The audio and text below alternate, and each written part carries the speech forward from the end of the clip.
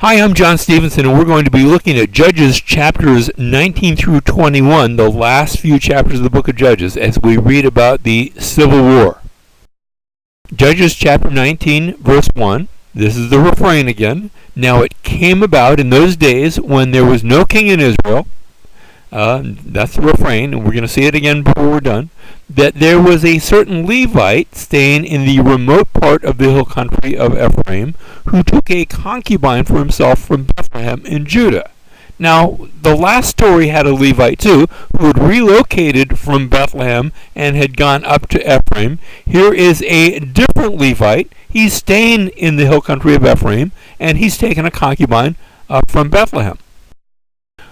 Verse 2, but his concubine played the harlot against him, and she went away from him to her father's house. She went running home to daddy in Bethlehem in Judah, and was there for a period of 4 months. So they're in Ephraim, but she goes running back to Bethlehem. Verse 3, then her husband arose and went after her to speak tenderly to her in order to bring her back, taking with him his servant and a pair of donkeys. So she brought him into her father's house, and when the girl's father saw him, he was glad to meet him, because I guess he didn't want daughter to come home to daddy. He says, like, you take her. But they're going to spend some days together. So here we are. We're at Bethlehem, and what we've done is we've zoomed in on our map to the relevant locations, where you notice from Bethlehem to Jerusalem, it's about 4 or 5 miles. So we're looking very closely at this area in the mountains, and this man and the concubine stay with daddy for a couple of days, but now it's time to go home. And chapter 19, verse 10. But the man he'd been asked to spend the night, and he had, but then another night and another. And finally, father-in-law says, well, why didn't you spend one more night? But now the man was not willing to spend the night. So he arose and he departed. And he's going north, and he came to a place opposite Gibeah. And just in case you don't know where that is, the writer explains to us that is Jerusalem. And now remember, Jerusalem at this time in day and age was a Canaanite city. It was full of Canaanites. The Canaanites did not like the Hebrews. And so they're passing by Jerusalem on the east, and there were with him a pair of saddled donkeys, and his concubine was also with him. And when they were near Gibeah, the day was almost gone, because they had waited so long to take off on their journey. And the servant said to his master, please come and let us turn aside into the city of the Jebusites and spend the night in it. Let's spend the night in Jerusalem, or Gibeah as they would call it back then. However, his master said to him, we will not turn aside into the city of foreigners who are not of the sons of Israel. We want to be with our people. We want to be with Israel, but we will go on as far as Gibeah. And so Gibeah is a small town to the north of Jerusalem.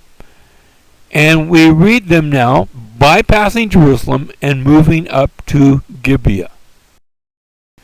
Verse 14, so they passed along and went their way, and the sun set on them near Gibeah, which belongs to Benjamin. And they turned aside there in order to enter and lodge in Gibeah, in this Israelite town. And when they entered, they sat down in the open square of the city, for no one took them into his house to spend the night. So they're going to spend the night in Gibeah, but they've got no hotel accommodations. Well, they didn't have hotels back then. They don't have any accommodations where somebody's invited them to be their guest.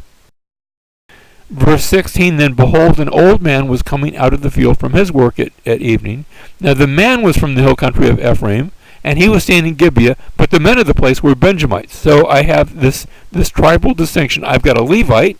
I've got a man from Ephraim who's living in Gibeah, but he's not from Gibeah, because Gibeah is a Benjamite village.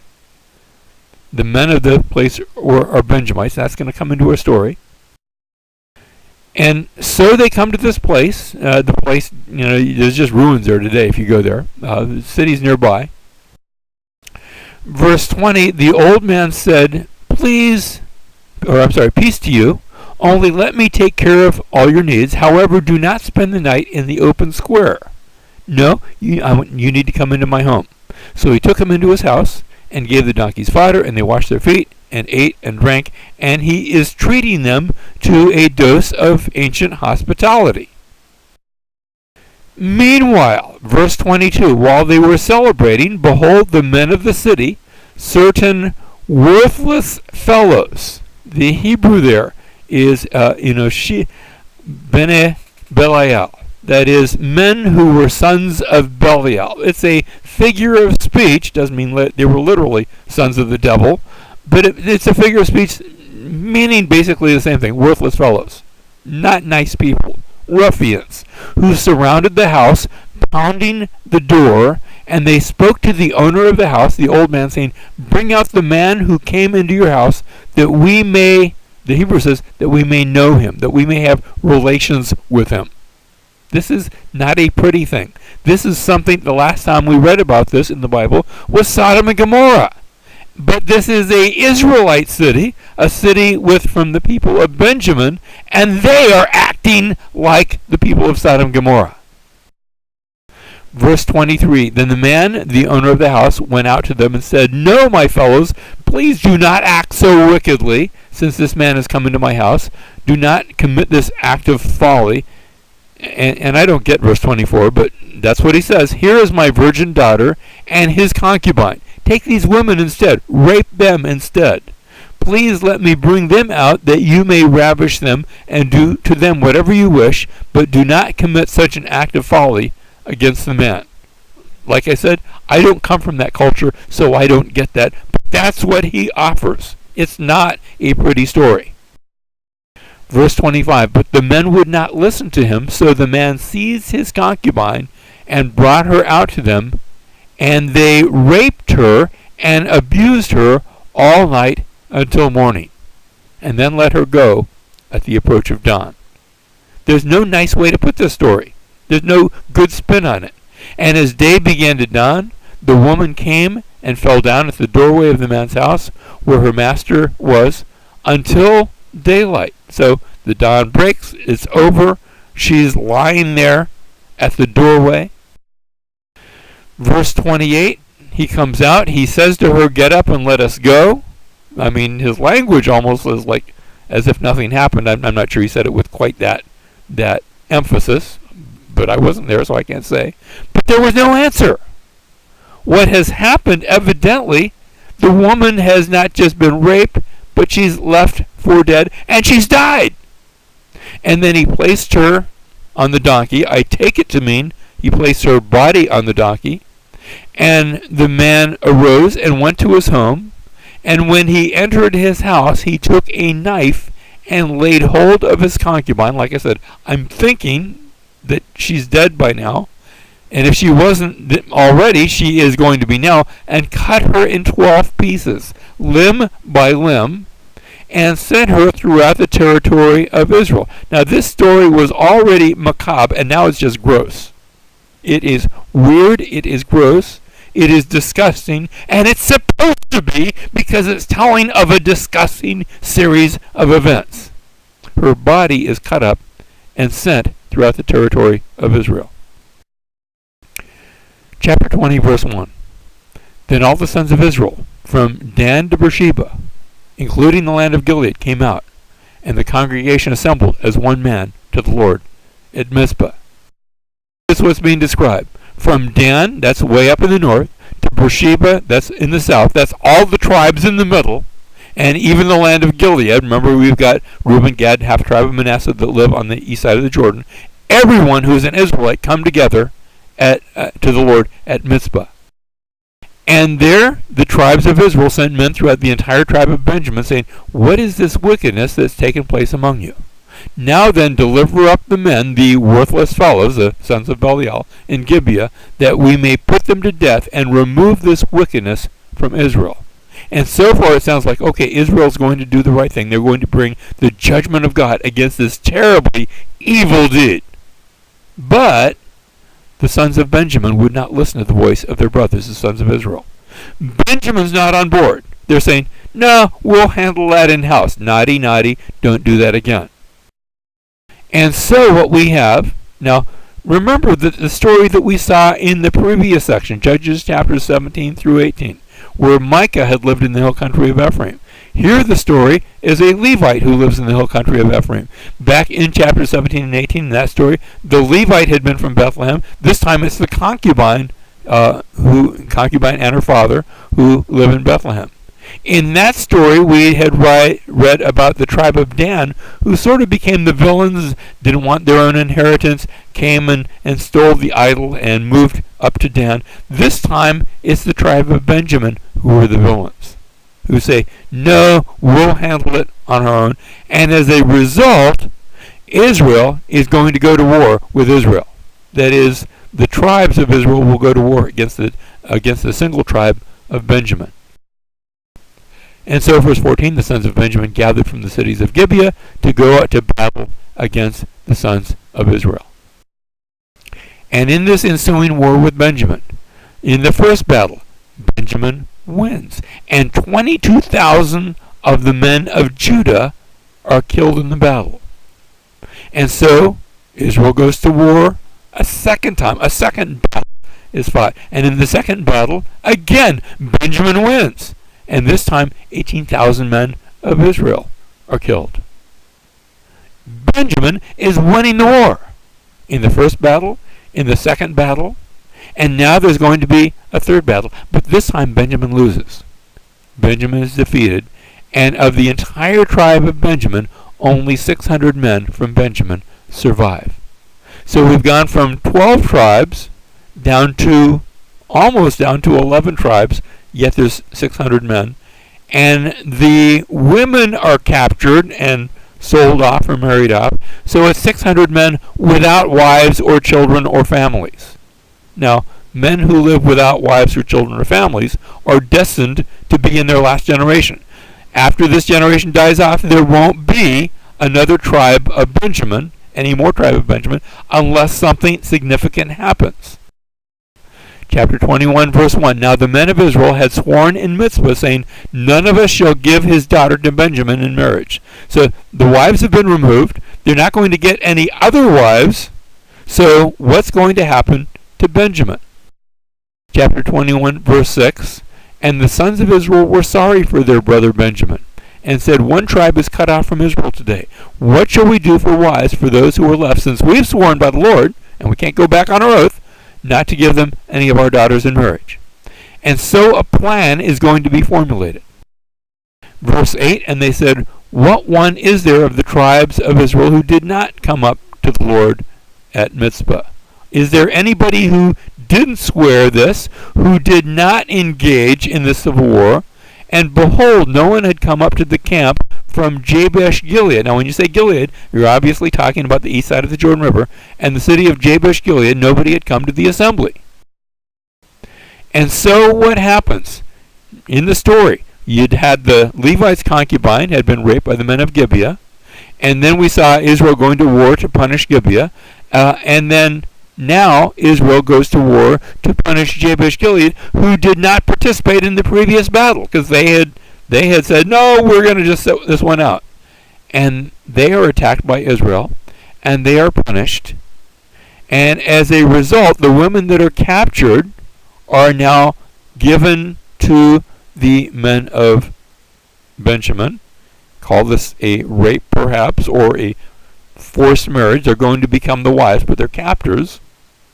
And so this will be part of the solution, but it won't be an entire solution, because Jabesh Gilead is not that big of a city, and there aren't that many women. And so the plan had been to put all of Jabesh Gilead to the sword, except for 400 virgins who were given in marriage to the men of Benjamin. But remember, there were more men of Benjamin than 400. And so I have wives, but not enough wives. Which brings us to plan number 2. And plan number 2 is Operation Shiloh, where the Benjamites, at a certain feast at Shiloh that takes place upon occasion, the Benjamites are allowed to, quote-unquote, kidnap wives from the daughters of Shiloh who come down to dance at the festival. And if the daughters don't run away fast enough, then they'll get kidnapped and they'll be taken back to Benjamin. They'll be the wife of a fast-running Benjamite. And of course, I suppose that if a woman is turning into an old maid, can't get a husband, that maybe she won't run so fast at the festival at Shiloh. Chapter 21, verse 24. And so the sons of Israel departed from there at that time, every man to his tribe and family, and each one of them went out from there to his inheritance. And I have the closing refrain, in those days there was no king in Israel, and everyone did what was right in his own eyes. And you think, why did you take me through that terrible story? Well, you need to know that story because of what follows.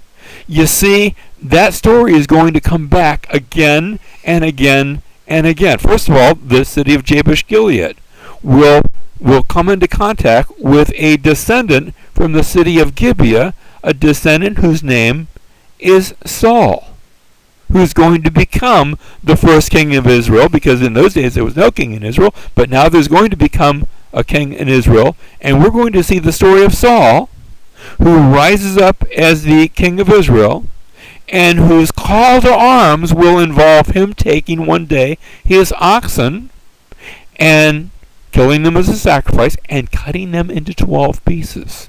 You say, why is he doing that? Well, it shades of what happened with that concubine.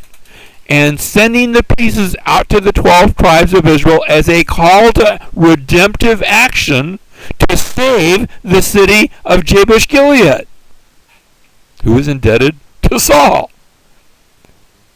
And that's going to play a part of that story. But that's not the end of the story. Much later, we're going to see in the days of Solomon, where Solomon has taken foreign wives and the kingdom's going to be taken from him. And Solomon will have a prophet who comes and takes a new cloak and tears it into 12 pieces. And will give 10 of those pieces to Jeroboam and say, Jeroboam, that kingdom's being taken from Saul and given to you. It will be a sign of judgment, as it was a sign of judgment to tear to sacrifice and slaughter and cut into 12 pieces the 12 pieces of oxen, as well as the concubine. That was a sign calling for judgment. And of course, in the New Testament, we have a story, not of 12 pieces, but of the veil that was rent into at the death of Jesus, as he took the sins of the nation, the sins of the world, upon himself. So that we have these stories in Judges chapter 17, verse 1, we saw the story of the Levite from Bethlehem, who becomes a priest to the people of Dan, because there in those days there was no king in Israel, and everyone was doing what was right in his own eyes. And then the story we've just looked at, chapter 19 to the end of the book, the concubine from Bethlehem was murdered in Gibeah, and that sparks a war against the tribe of Benjamin, because in those days there was no king in Israel, and everyone was doing what was right in their own eyes, and that wasn't good. And we're going to turn the page. And you say, well, wait a minute, we're done with the book of Judges, but we turn the page and we come to the book of Ruth, that starts off in the days when the judges judged. And the book of Ruth will tell us the story, again, connected with Bethlehem, because all three of these stories have a Bethlehem connection.